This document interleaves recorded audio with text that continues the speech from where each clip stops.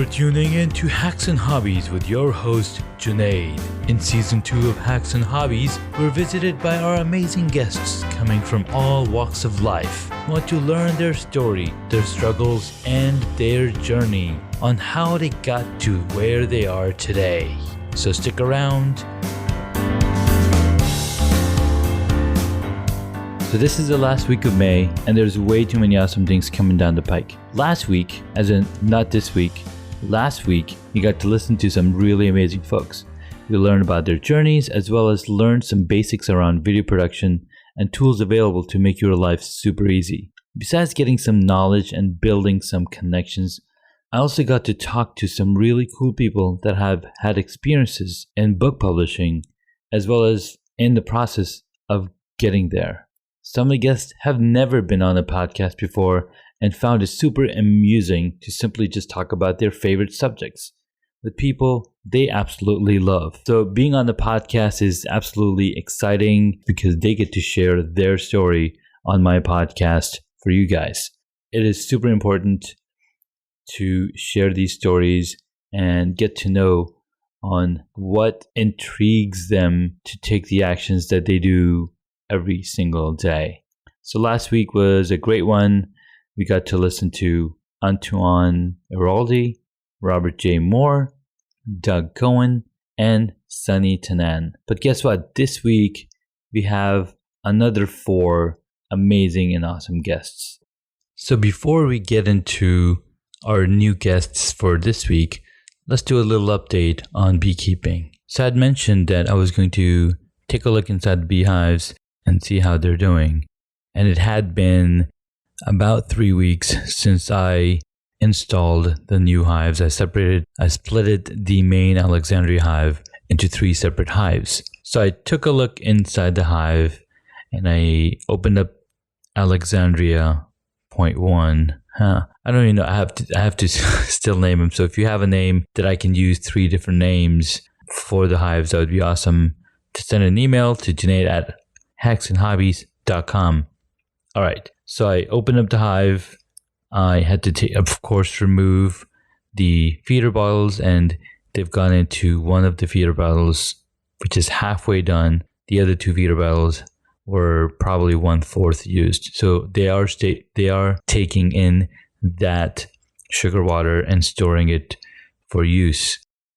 Now, as I opened the hive, I took 1 frame out at a time and then started seeing that they're storing the sugar water in the form of honey so they can use it for winter. And I kept taking out a frame, taking a little look at it, putting it in a new box just so it's easier and not putting box frames on the ground. And I started just going through 1 frame at a time. And then I noticed some of the frames were unused, or there were frames that I had put in there that had honey. So I need to relocate these ones. Instead of them being in the middle, they need to be in the corner.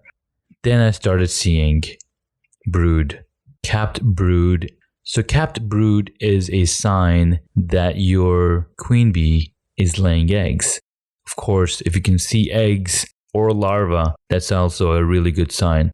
So I saw on this frame, on each side, there was plenty of capped brood and larva. I saw different stages of larva. I saw some eggs that were falling over, meaning they were at least a couple of days old. I went through each of the frames, and there was at least 3 frames with capped brood on either side, which means I'm going to have a few thousand bees coming out in the next couple of weeks. So that's really good news. Now, the one thing that I couldn't find is the queen bee. Now, the queen bee in this new hive has not been marked yet. In fact, the queen bee in any of these 3 hives has not been marked. They're all born in 2019. So I need to find out what color to apply to them and go in there and mark these queen bees the color appropriate for this year. Of course, I'll need some help from my mentor. Another note to self that I would like to let you guys know: do not, I repeat, do not go into a hive without your smoker. Now, this first hive, since it's only 1 box, took me about 18 minutes to go through all of the frames. These guys didn't bother me much at all. Some flew in and be like, hey, what are you doing? But overall, they were pretty calm. There's not a lot of population.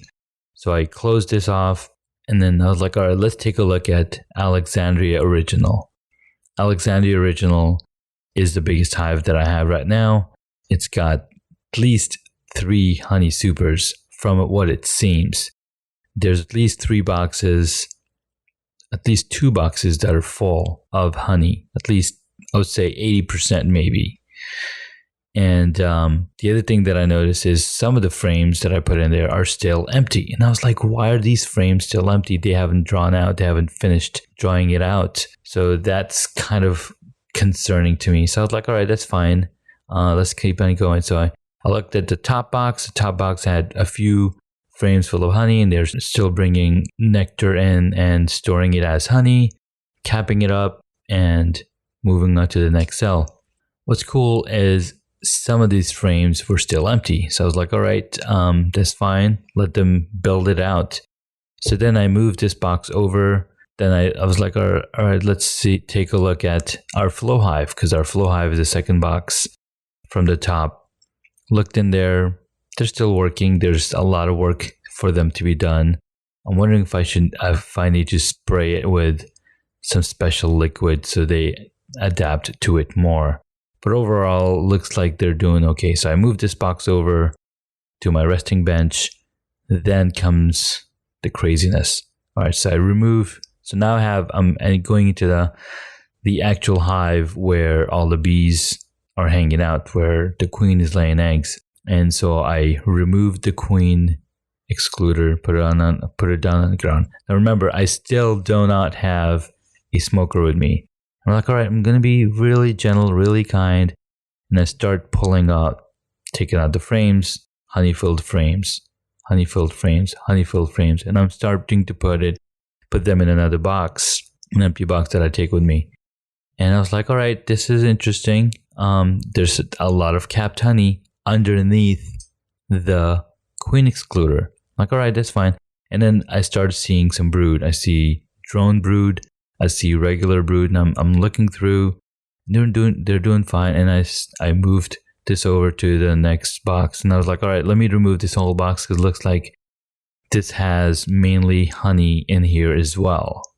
And I started thinking, all right, maybe I need to bring some of the empty frames that are on the top super into this frame, so then they can start using it for brood.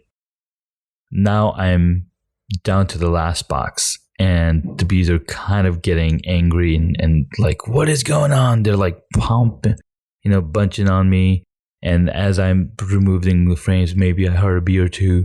And I started seeing some bees on my gloves and on my sleeves trying to sting me.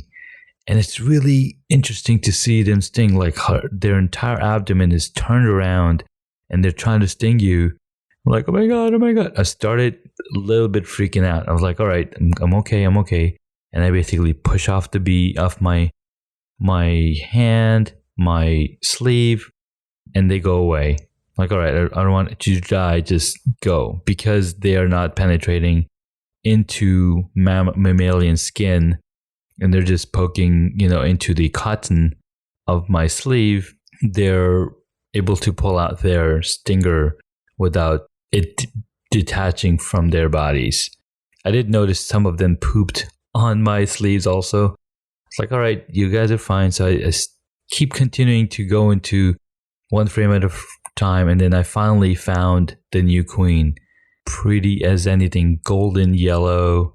And of course, no dot on her. And I was like, I want to take pictures. I put the frame in one of the boxes and I was like, all right, let me get the camera out. And I'm looking on both sleeves and there's bees trying to sting me. Of course, they don't get through, but I'm also losing patience and getting flabbergasted. I'm like, oh my God, these guys are going crazy.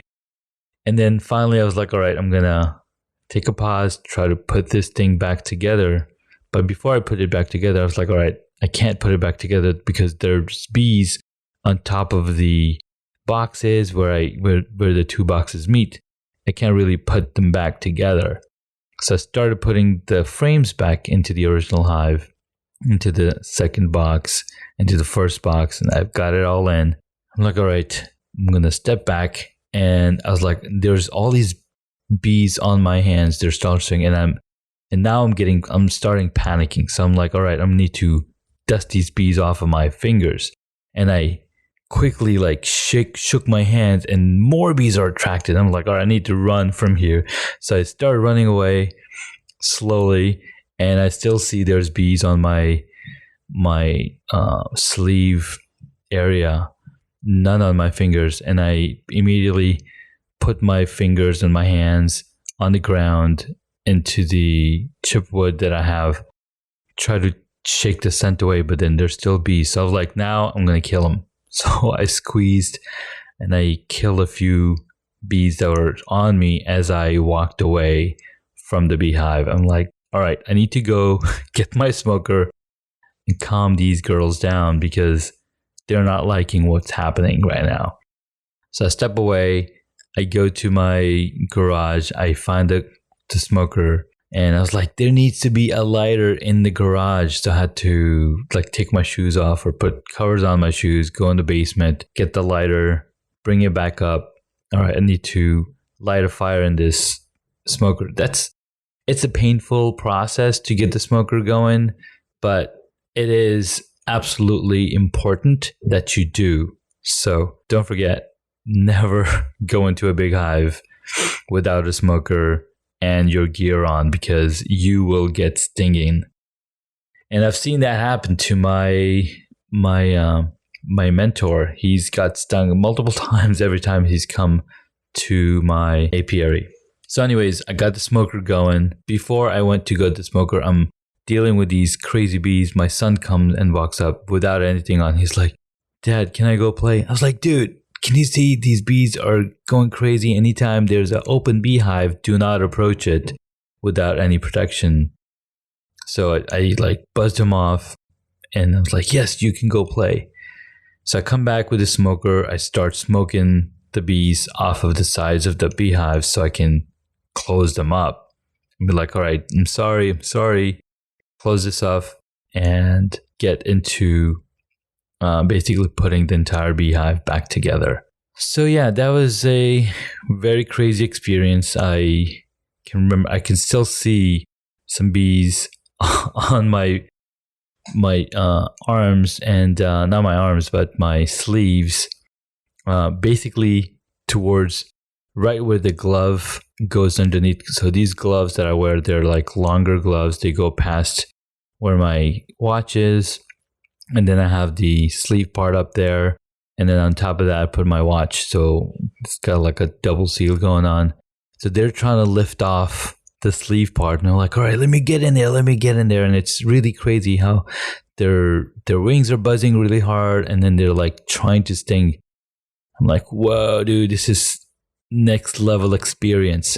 So yeah, advice, do not go into a big hive without your smoker.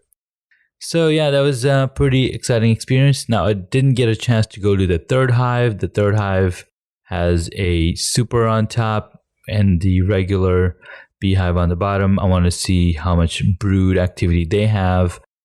I wasn't able to finish looking through every single frame in the big Alexandria hive because of this whole scuttle. But I do plan on going back in there with a smoker and go directly to the bottom hive and see where the queen is again.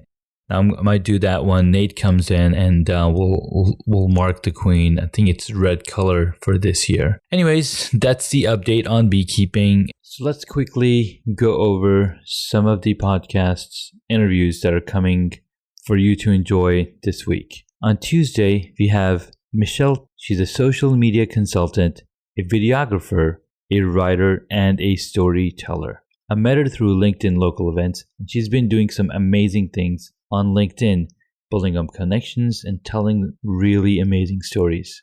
I discovered that we have over 400 mutual connections on LinkedIn, which goes to show that we're in really good company. In the episode, she tells us the story of how she started and shares with us here on her very first podcast interview. Although she has interviewed before on other podcasts, but this was the audio only version. I'm going to take that credit, and this is her first podcast episode to tell her story. The next episode is Melissa Marie, dropping on Tuesday. She's a good friend that has turned around her life by losing weight.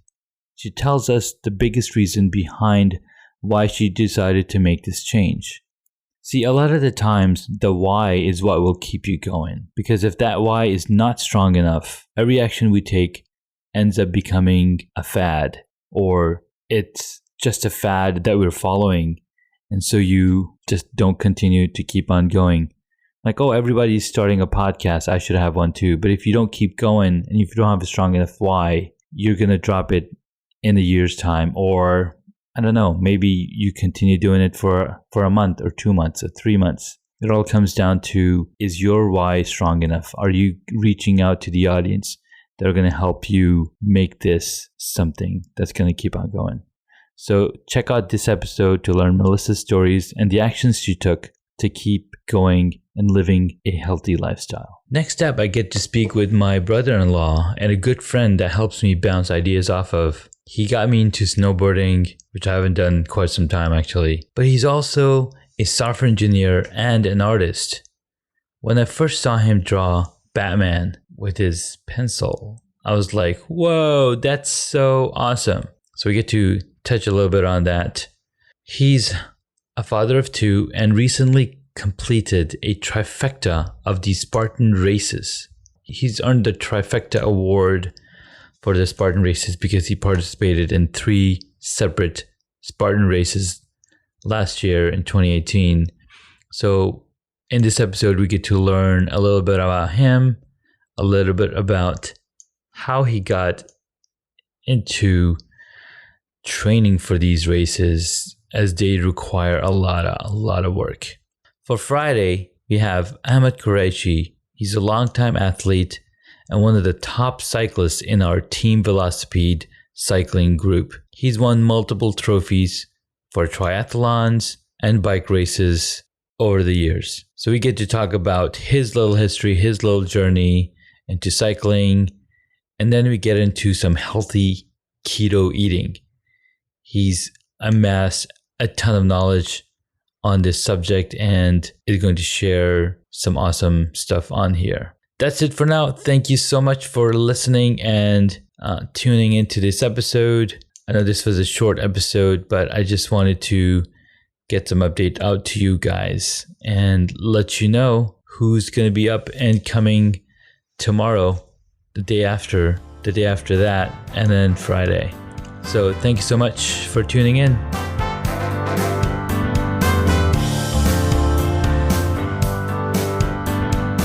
Thank you so much for taking the time to listen to this episode on Hacks and Hobbies. We absolutely appreciate your contribution. You can find additional notes on hacksandhobbies.com. Please share the podcast with your friends and tell them what you learned about our guest today.